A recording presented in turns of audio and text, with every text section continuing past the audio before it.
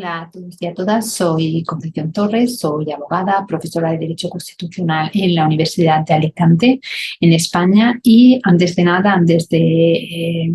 comenzar con mi ponencia, quería agradecer la invitación para compartir estos momentos con todas y con todos en este segundo Congreso Panamericano de Sexualidad y Tabú, Significado, Pronombres y Género. Bien, el título de mi intervención, de mi ponencia, es la dimensión constitucional de los derechos sexuales y derechos reproductivos de las mujeres en las últimas sentencias del Tribunal Constitucional. Recientemente, en España, y en concreto el 12 de junio del 2023, el Boletín Oficial del Estado publicaba la sentencia 44/2023 de 9 de mayo, a través del cual el máximo intérprete constitucional avala la constitucionalidad de la Ley Orgánica 2/2010 de Salud Sexual y Reproductiva e Interrupción Voluntaria del Embarazo. El máximo intérprete constitucional en España avala, después de 13 años, la constitucionalidad de los preceptos de la Ley Orgánica 2010 cuestionados. De ahí su relevancia para el abordaje jurídico y sobre todo su relevancia para los derechos sexuales y derechos reproductivos de las mujeres.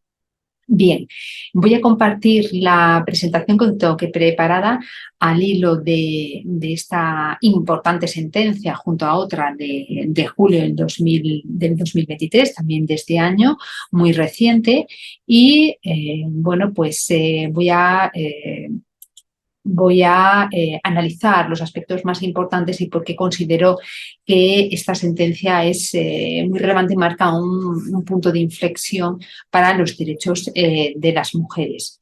en España. Bien, este es el sumario que tenéis, que estáis viendo y estoy compartiendo ahora mismo. Hay un primer apartado de contextualización, segundo apartado de los objetivos sobre la importancia de la sexuación de los sujetos de derecho, es decir, de hacer reconocimiento de la realidad corpórea y sociosexual de las mujeres y además de dotarlo de esa relevancia constitucional. Una propuesta en cuanto cuando se habla de las mujeres ante la dimensión constitucional de los derechos sexuales y reproductivos, la importancia de ese reconocimiento expreso de los derechos sexuales y derechos reproductivos en el Pacto de Convivencia Social, en el propio texto constitucional, para evitar los riesgos de introducción que observamos no solamente en España, sino en otros países, tanto del entorno europeo como en el área iberoamericana. Los aspectos más importantes, ¿no?, sobre esa propuesta en cuanto a esa dimensión, la relevancia, ¿no?, jurídica de esa dimensión constitucional de los derechos sexuales y derechos reproductivos. Un cuarto punto en donde específicamente se analizan los aspectos más importantes de estos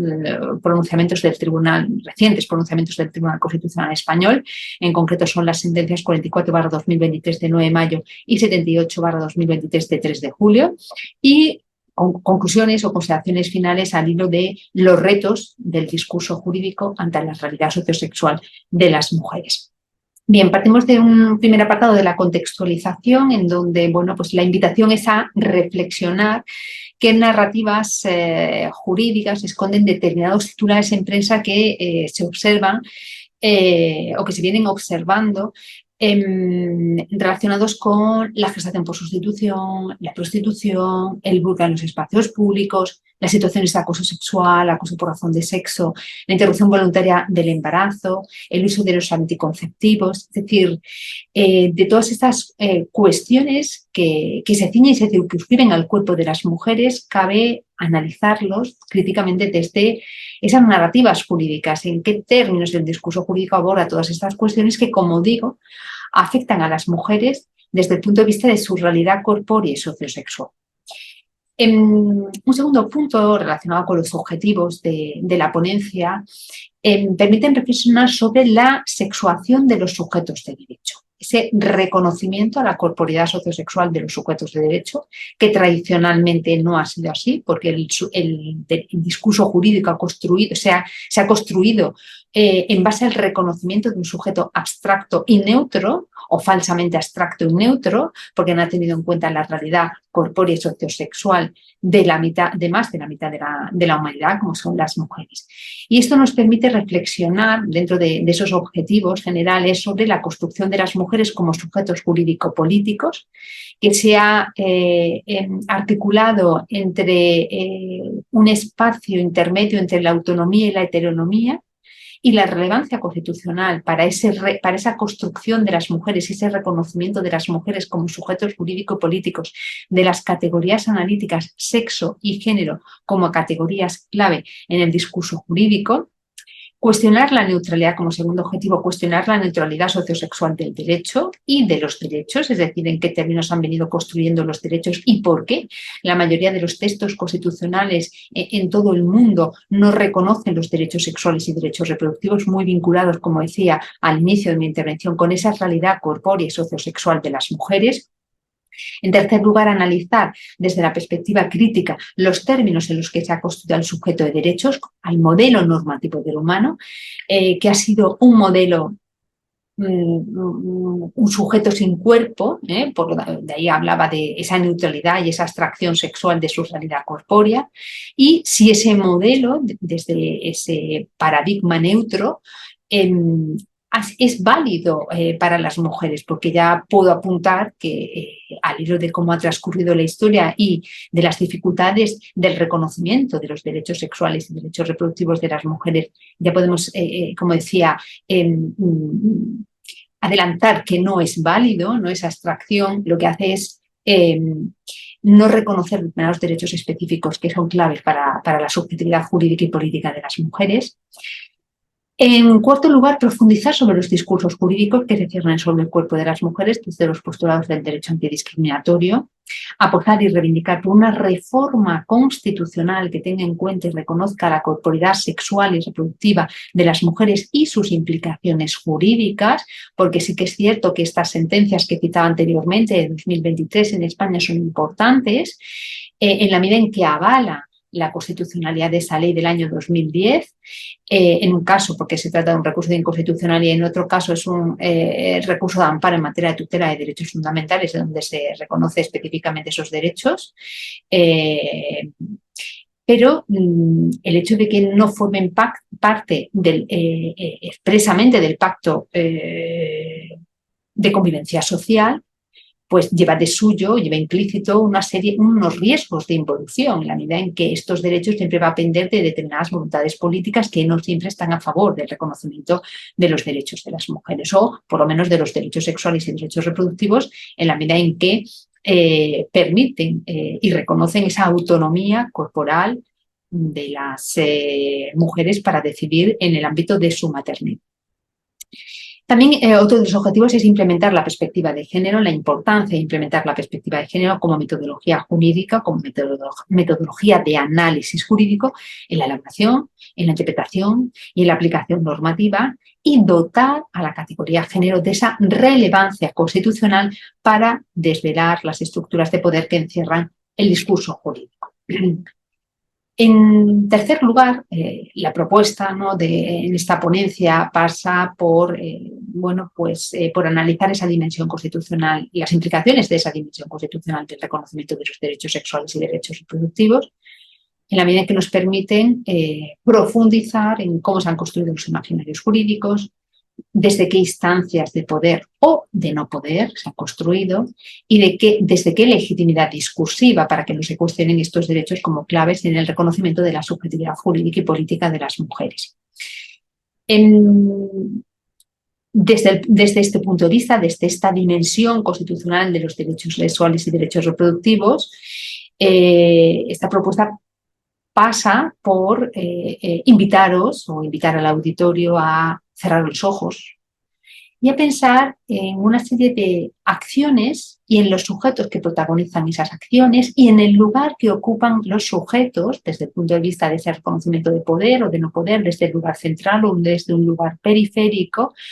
cuando se piensa en prostitución, ya en internet, en acoso sexual, en violación, en pornografía, en gestación por sustitución o maternidad subrogada,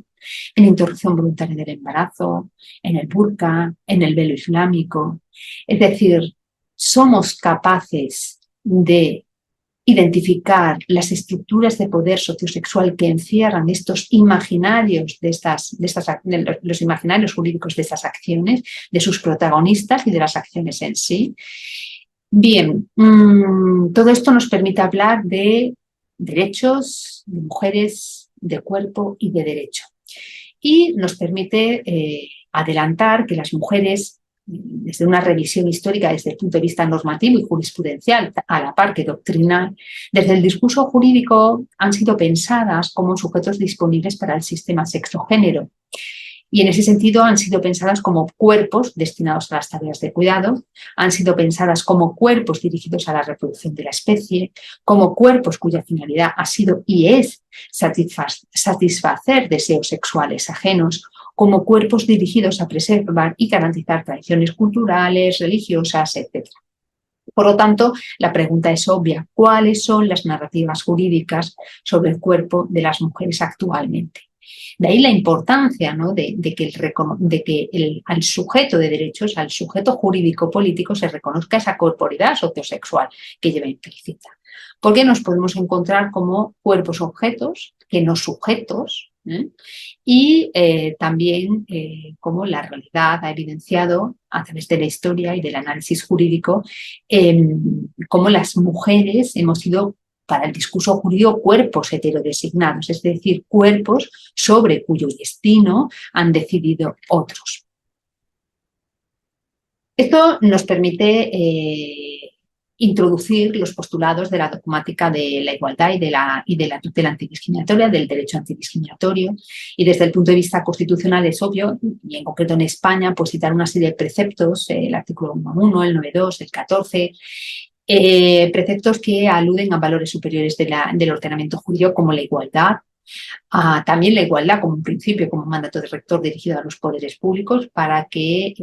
eliminen aquellos obstáculos que dificultan que la igualdad sea real y efectiva, y también la igualdad como un derecho fundamental y como un derecho que tiene unas garantías específicas y reforzadas desde el punto de vista de esa tutela antidiscriminatoria. Relacionado con la igualdad y con todo el desarrollo infraconstitucional del derecho antidiscriminatorio, pues también desde el punto de vista constitucional es importante vincularlo con la dignidad humana y el libre desarrollo de la personalidad como un valor superior del ordenamiento jurídico, y también con la vinculación que tiene a nivel supraconstitucional toda esta materia desde el punto de vista de los tratados internacionales que abordan estas cuestiones y que han sido ratificados por el Estado español. Hablando de la igualdad, pues es importante referenciar cómo supuso una conquista la igualdad del Estado liberal y su consolidación se lleva a cabo en el Estado social y democrático de derecho, ya que si en un principio, desde el punto de vista de esa concepción del Estado liberal, todos son iguales ante la ley, con el advenimiento del Estado social y democrático de derecho, es importante también tener en cuenta y valorar jurídicamente las diferencias en la medida en que la igualdad ha de tratar igual a los que se tratan en una situación igual y diferenciar a los que parten de situaciones desiguales. Y ahí entraríamos en todo el análisis jurídico y el desarrollo infraconstitucional, jurisprudencial, doctrinal, etcétera, de las medidas de acción positiva. También nos permite reflexionar, ¿no?, ese abordaje desde esta dimensión constitucional y profundizar en el concepto de discriminación, qué es discriminar, si todo tratamiento desigual es un tratamiento discriminatorio, qué es diferenciar desde la norma y en la norma, ya que sabemos que la igualdad exige que iguales supuestos de hecho, las consecuencias jurídicas sean iguales, pero no todo tratamiento diferente debe reputarse como un tratamiento discriminatorio. Es importante, en este caso, desde el punto de vista de los conocimientos situados, desde el punto de vista del reconocimiento de la realidad corpórea y sociosexual de las mujeres como sujetos jurídico-políticos, tener en cuenta la situación de partida material y sociosexual de los sujetos destinatarios de las normas. Y aquí es donde entra la perspectiva de género como metodología de análisis jurídico. Y hay que dotar de relevancia jurídica a la diferencia sexual. Esto, desde el punto de vista supraconstitucional, pues no es algo nuevo, no es algo del siglo XXI, sino que ya en los años 70, a finales de los años 70 del siglo XX, es la Convención de la CEDAW del año 1979, ya se reconocía o se recogía un concepto de discriminación contra la mujer muy avanzado, en la medida en que hablaba de que toda discriminación, exclusión o restricción basada en el sexo que tenga por objeto, por resultado, muy importante lo del resultado, para identificar situaciones de discriminación, en la medida en que menoscaban o pudieran menoscabar o anular el reconocimiento, goce o ejercicio de los derechos humanos y libertades fundamentales. Por tanto, como digo, cuando hablamos de qué es discriminar por razón de sexo, cuál es el concepto de discriminación contra la mujer, es importante recordar esta delimitación normativa que se recogía ya en el año 79 en la Convención de la CEDAW. Luego, evidentemente, bueno, pues ha sido objeto también de acopio y traslación al ámbito de todo el desarrollo del derecho comunitario, en el caso de la Unión Europea, en cuanto a identificar discriminaciones directas, discriminaciones indirectas, discriminaciones encubiertas, etcétera, otras manifestaciones de discriminación. Bien, volviendo a la importancia de los pronunciamientos del Tribunal Constitucional Español recientes de este año 2023 en materia de los derechos sexuales y derechos reproductivos. Bueno, pues como decía anteriormente, son clave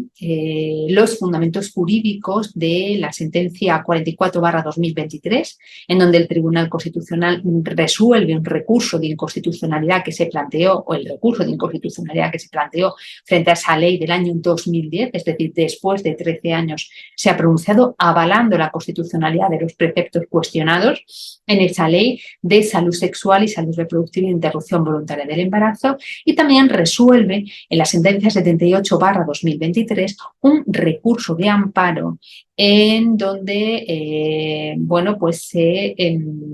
reconoce la vulneración del derecho a la integridad física, moral y psíquica en el ámbito sexual y en el ámbito reproductivo. Bien. ¿Qué es lo que ha dicho el Tribunal Constitucional y que resulta clave desde el punto de vista de esa dimensión constitucional para el reconocimiento de la subjetividad jurídica y política de las mujeres y mayor abundamiento para la importancia o la relevancia jurídica de tener en cuenta la realidad corpórea y sociosexual de las mujeres como sujetos de derecho? Bien, el Tribunal Constitucional deja claro en la primera sentencia, la sentencia 44/2023, que el derecho fundamental a la integridad física y moral, es decir, ese derecho que está recogido en el artículo 15 de la Constitución española, en conexión con la dignidad de la persona y el libre desarrollo de la personalidad, que está recogido como valor superior del ordenamiento jurídico en el artículo 10.1 de la Constitución, amparan o permiten amparar el reconocimiento a la mujer de un ámbito de libertad razonable para adoptar de forma autónoma y sin coerción de ningún tipo la decisión que considere más adecuada en cuanto a la continuación o no de la gestación, del embarazo, asumiendo las consecuencias derivadas de una autodecisión de forma consciente y meditada. Fijaos que esa dimensión constitucional, en este caso del derecho de las mujeres a decidir libremente sobre su maternidad, va vinculada con ese reconocimiento que sí que lo tenemos expresamente reconocido en la Constitución, en el artículo 15, del derecho fundamental a la integridad física y moral. Es decir, el sustento constitucional del derecho de las mujeres a decidir de forma autónoma y libre, sin ningún tipo de coacción, sobre la maternidad, se vincula directamente, lo vincula el máximo intérprete constitucional con el derecho fundamental a la integridad física y moral, en conexión con la dignidad humana y el libre desarrollo de la personalidad. Se trata de un pronunciamiento clave en la medida en que refuerza la subjetividad jurídica y política de las mujeres. En el momento actual es importante referenciar, ¿no?, como el concepto mujer, ¿no?, aparece vinculado desde este prisma con su realidad corpórea y sociosexual. De ahí la importancia, ¿no?, de ese reconocimiento constitucional en la medida en que permite vincularlo con esa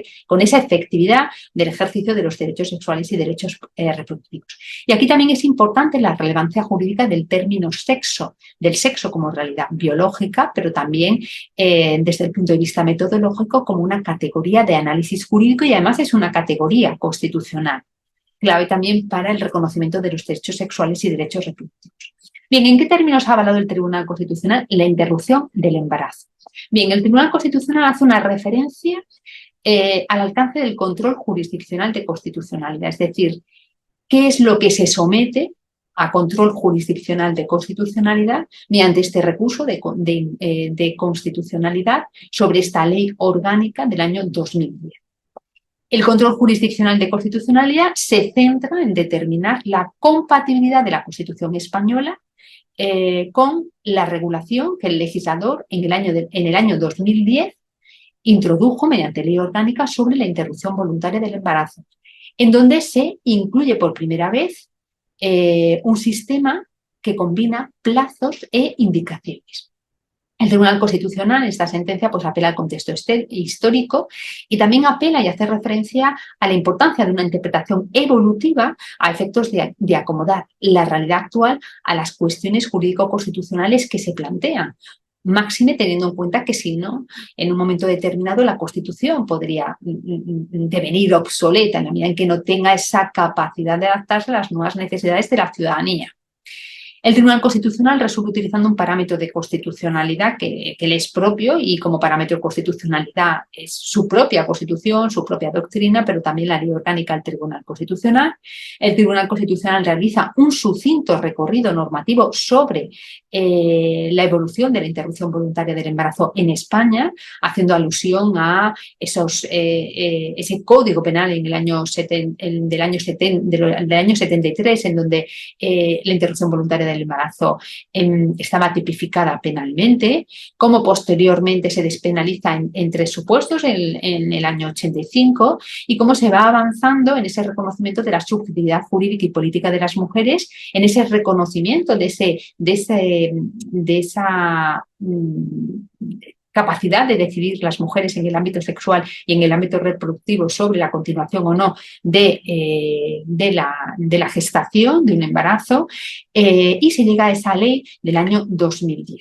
El Tribunal Constitucional sustenta constitucionalmente ese derecho a una maternidad libre y responsablemente decidida de las mujeres en la dignidad humana y en el libre desarrollo de la personalidad. Lo comentaba anteriormente cuando vincula el propio Tribunal Constitucional ese derecho a una maternidad libre con el artículo 10 en su párrafo primero y en su párrafo segundo de la Constitución. Además, el Tribunal Constitucional conceptúa y reconoce el llamado derecho a la autodeterminación de las mujeres respecto a la interrupción voluntaria del embarazo. Ese derecho a la autodeterminación sobre el propio cuerpo resulta clave también desde el punto de vista de ese reconocimiento de la realidad corpórea y sociosexual de las mujeres y sobre todo de esa sexuación de los sujetos de derecho. Además, el aval constitucional se circunscribe al reconocimiento de la libertad como valor superior del ordenamiento jurídico. Es decir, esa libertad que implica el reconocer esa capacidad de decidir las mujeres como sujetos jurídicos y políticos. El Tribunal Constitucional reconoce cómo el embarazo, el parto y la maternidad condicionan el proyecto vital de muchas mujeres, de ahí la necesidad de su vinculación con la realidad corporal y sociosexual. La clave es la relevancia jurídica de la categoría sexo como realidad biológica, pero también como categoría constitucional. El Tribunal Constitucional reconoce que el derecho a la integridad física y a la integridad moral de la mujer se vería concernido por la decisión estatal de prohibir a las mujeres que interrumpieran un embarazo no deseado. Es decir, cómo se vulneraría, se afectaría, resultaría afectado, ¿no? También el Tribunal Constitucional reconoce que el derecho a la integridad personal protege a la inviolabilidad de la persona no solo contra ataques dirigidos a lesionar su cuerpo y espíritu, sino contra toda clase de ataques o intervenciones en bienes cuando carezcan del consentimiento de su titular. Y esto es importante desde el punto de vista de esa decisión adoptada de forma libre y voluntaria sobre la interrupción del embarazo. La autodeterminación corporal, dice el Tribunal Constitucional, protege la esencia de la persona como sujeto con capacidad de decidir libre y voluntariamente, en este caso de las mujeres. El Tribunal Constitucional señala que la integridad personal de las mujeres resultará vulnerada en caso de mediatización o instrumentalización olvidando que las mujeres, en tanto que personas y sujetos de derechos, son un fin en sí mismos y no un medio para conseguir otros fines. Y esto también es importante porque permite luego hacer lecturas críticas sobre otras cuestiones que también están en el discurso jurídico-político, como las propuestas de regular la gestación por sustitución o la prostitución, etc. La decisión de la mujer, dice el Tribunal Constitucional, sobre la interrupción voluntaria del embarazo ocupa un lugar protagónico en el reconocimiento de la integridad personal de estas. Hablamos de esa integridad personal, física y moral, tanto desde el punto de vista corporal como desde el punto de vista de la integridad física y de la integridad moral que decía antes. Además, el Tribunal Constitucional se pronuncia sobre la perspectiva de género como metodología jurídica. Lo adelantaba anteriormente al inicio de mi intervención, que además se trata de una metodología que es clave en materia de igualdad y no discriminación. El Tribunal Constitucional señala que la perspectiva de género no vulnera el principio de seguridad jurídica, ni afecta a la libertad ideológica, ni afecta a la moral, ni a la religión, ni a la libertad de cátedra. El Tribunal Constitucional, es más, reprocha las alusiones a un posible adoctrinamiento mediante la utilización de esta metodología jurídica analítica. Significa además el Tribunal Constitucional que no constituye un enfoque metodológico, un criterio hermenéutico que constituye, ¿no?, ese enfoque metodológico. Además, transversal, orientado ¿a qué? A promover la igualdad de hombres y mujeres como parte de una cultura de respeto y de promoción de los derechos humanos, de los derechos de las personas. Por tanto, rechaza esas teorías que se han difundido en cuanto que la perspectiva de género compromete la neutralidad ideológica del Estado. Bien, ¿cuál es la situación actual tras ese importante pronunciamiento del Tribunal Constitucional, esa sentencia que citaba anteriormente, la 44/2023? Bien, pues ahora mismo podemos decir desde un punto de vista más crítico, ¿no?, cómo antes de la sentencia nos movíamos entre la autonomía y la heteronomía sociosexual en cuanto a ese reconocimiento de las mujeres desde el punto de vista de su realidad corpórea y sociosexual. Pero sí que es cierto que esta sentencia, la 44/2023 y la otra sentencia de julio del 2023, vienen a asentar a determinados postulados que han venido reivindicándose en los últimos años, sobre todo por las teorías feministas, por las teorías jurídicas feministas, en el sentido de bueno, pues afianzar el discurso jurídico desde ese reconocimiento de la subjetividad jurídica política de las mujeres, muy vinculado a ese reconocimiento de su realidad corpórea y sociosexual. Por lo tanto, las mujeres del discurso jurídico, si bien tradicionalmente han sido o hemos sido reconocidas como sujetos desde las premisas de la igualdad formal y, por lo tanto, para ser iguales a los hombres, al modelo normativo del humano, nos habíamos tenido que encajar en ese sujeto abstracto, neutro y sin cuerpo desde el punto de vista de la realidad corporal. Estas sentencias cambian, ¿no?, permiten cambiar esta afirmación inicial, en el sentido de que ya el discurso jurídico reconoce que hay unas cuestiones como puede ser la maternidad, el embarazo y el parto, que parten de una condición previa corpórea y sociosexual de las mujeres. Por lo tanto, permite decir que la subjetividad de las mujeres parte de que el sujeto de derechos es un sujeto con cuerpo.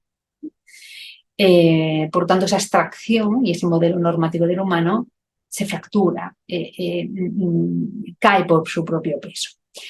Y también las mujeres del discurso jurídico si tradicionalmente habíamos sido vistas como la autoridad o alteridad, el sujeto universal, lo otro inesencial, con lo que se puede pactar y negociar como sujetos a los que se conceden derechos más que como sujetos a los que se reconocen derechos,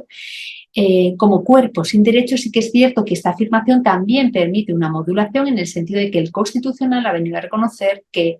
ese reconocimiento a la autodeterminación sobre el propio cuerpo para decidir de forma libre y responsable sobre la maternidad. Por lo tanto, esta afirmación también hay que modularla a partir de esta sentencia. No obstante, sí que es cierto que esto lo tenemos en estas sentencias, que son importantísimas, pero que el texto constitucional,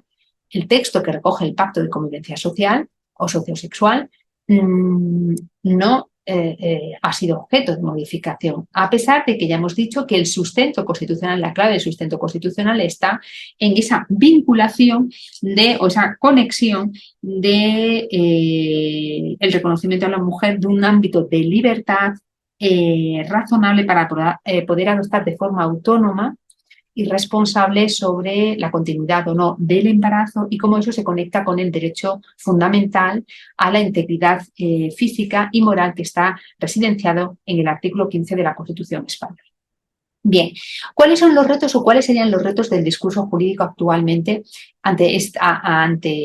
realidad? Bien, resulta prioritario incorporar los axiomas del derecho antidiscriminatorio ante las propuestas normativas o ante determinadas propuestas normativas neutras que se han tomado con parámetros de análisis y categorías jurídicas sin tener en cuenta la sexuación de los sujetos de derecho.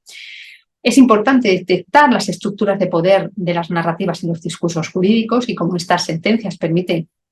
posicionar en la centralidad del discurso jurídico a la realidad corpórea de las mujeres. Y en este caso, bueno, pues hay que tener en cuenta que los discursos jurídicos no solamente describen hechos o realidades, sino que también crean y prescriben las mismas, ¿no? Y como tradicionalmente las mujeres parece que estábamos en ese lugar subalterno, no en la centralidad del foco del discurso jurídico. Es importante adoptar un enfoque garante con los derechos humanos ante cualquier propuesta normativa que se circunscriba al cuerpo de las mujeres. Y ahora no estoy pensando única y exclusivamente en los derechos sexuales y derechos reproductivos, sino también estoy pensando pues, en esas propuestas que abogan por regular la gestación por sustitución o la maternidad subrogada, esas propuestas que abogan por regular la prostitución, etcétera. Es decir, ese enfoque hay que introducir, ¿no?, en esas propuestas normativas a la hora de identificar qué lugar ocupan el sujeto destinatario de las normas. También es importante andar en la dimensión constitucional de la prohibición de discriminación por razón de sexo, discriminación directa, discriminación indirecta, encubierta, vinculada a realidades biológicas con esa trascendencia social, tales como la sexualidad o la reproducción, dotar de relevancia constitucional a esas categorías sexo y género como basilares para el análisis del discurso jurídico sin sesgos de género. Fijaos la categoría sexo como lo biológico y además es una categoría constitucional muy vinculada con ese reconocimiento de la realidad corpórea y sociosexual, y la categoría género como esa construcción, como esa categoría analítica que está muy vinculada con lo cultural y como esa construcción que sobre el sexo biológico nuestra forma de socialización, que es una forma de socialización patriarcal, ha venido articulando, ¿no? Posicionar a los sujetos en un lugar central, en un lugar periférico, en un lugar con mayor o menor visibilidad, en un lugar con poder, en un lugar con ausencia de ese poder. Bien, pues estas serían, ¿no?, las cuestiones más importantes que cabría advertir, ¿no?, o apuntar para profundizar en las mismas, sobre todo desde el punto de vista de ese reconocimiento de la realidad corpórea y sociosexual de los sujetos de derecho, a raíz de estas dos sentencias que, como digo, son claves en la medida en que estamos observando cómo, no solamente en España, sino en otros países, a la par que se producen o se van produciendo en determinados contextos, en momentos o contextos históricos, avances en el reconocimiento de derechos relacionados con la salud sexual y reproductiva de las mujeres, también se van produciendo determinados movimientos que hacen retroceder, tanto a nivel normativo como a nivel jurisprudencial, en esos derechos. Y esto viene motivado, básicamente, porque en la mayoría de las constituciones, que es entendiendo la Constitución como el documento jurídico que recoge el pacto de convivencia social, donde los sujetos de derechos se reconocen en igualdad, bien, pues viene motivado porque la mayoría de textos constitucionales no tienen reconocidos de forma expresa y de forma autónoma esos derechos sexuales y derechos reproductivos, vinculados con ese reconocimiento de las mujeres con una realidad corpórea y sociosexual determinada, en donde es clave para su subjetividad jurídica y política, para el ejercicio de sus derechos, ese reconocimiento de autodeterminación sobre su propio cuerpo para decidir de forma libre y voluntaria sobre su maternidad. Por lo tanto, si bien a nivel práctico y a nivel material, estas sentencias de 2023 en España son muy importantes para garantizar y tutelar los derechos y para evitar decisiones que emanen de las administraciones públicas, de los poderes públicos, que sean discriminatorias por razón de sexo hacia las mujeres, también es cierto que las tornas políticas pueden cambiar y se pueden modificar las leyes que emanan del Parlamento y advertirse o observarse ciertos riesgos de involución. De ahí la importancia de que, apostar por una reforma constitucional sensible al género, en donde haya un reconocimiento explícito de los derechos sexuales y derechos reproductivos. El sustento constitucional que la ha reconocido el Tribunal Constitucional es muy importante porque viene vinculado con el artículo 15, con el reconocimiento del derecho a la integridad física y a la integridad moral, y ahí es donde sustenta constitucionalmente en conexión con la dignidad humana y el libre desarrollo de la personalidad, pero hay que avanzar un poquito más para que estos derechos estén plenamente consolidados y no sean objeto de discusión cuando las sensibilidades políticas cambien. Voy a dejar aquí mi intervención. Muchas gracias por la atención prestada y estoy a vuestra disposición para cualquier cuestión, cualquier pregunta que queráis formular. Gracias.